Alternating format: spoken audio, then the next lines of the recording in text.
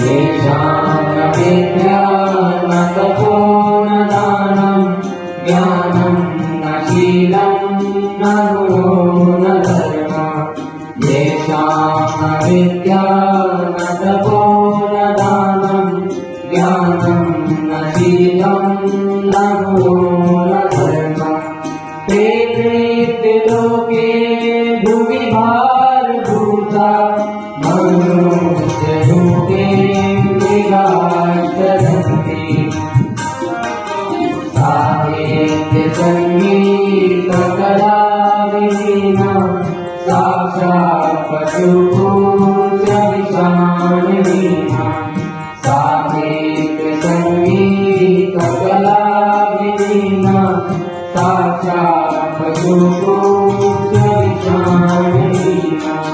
तेनं न भानं न जीवदानं तद्भावधैर्यं